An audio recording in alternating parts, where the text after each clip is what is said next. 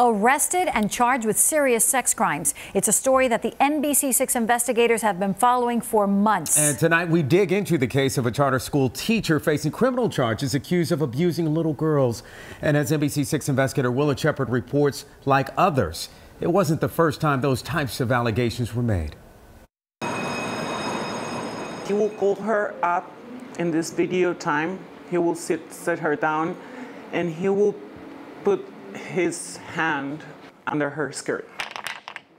A mother telling NBC6 exclusively what her 8-year-old daughter said her teacher did to her in class. She will try to find an excuse to move away, but he will call her again and again and again.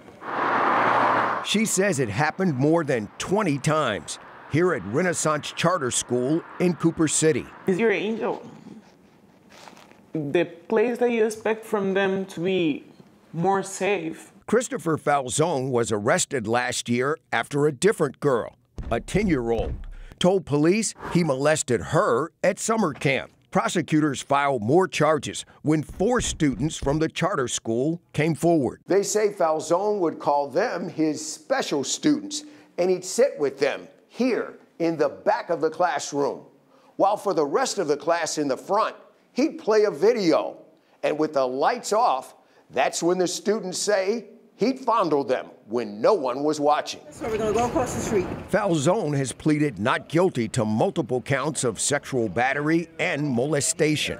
His personnel file shows families had complained about Falzone before. In 2014, he was fired and disqualified from working in Broward's public school district after multiple girls said he touched them inappropriately. Falzone, then a substitute teacher at Sheridan Hills Elementary, denied the allegations. Hollywood police investigated, but no criminal charges were filed. A year later, he was back in the classroom, teaching 3rd-grade students at Renaissance Charter School. Just 15 minutes away from the school where he was fired. It's really one of the worst examples that I've seen of failing to protect kids.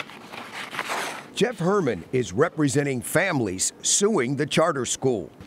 How is it that a teacher at a public school can be accused of molesting kids credibly, and they're allowed to teach anywhere? In a statement, Renaissance said its background checks are thorough, and the Broward School District has to approve every teacher they hire. But the district said the charter schools have their own hiring practices, that they only help with criminal history checks. The district wouldn't say if they notified Renaissance that Falzone had been fired and why.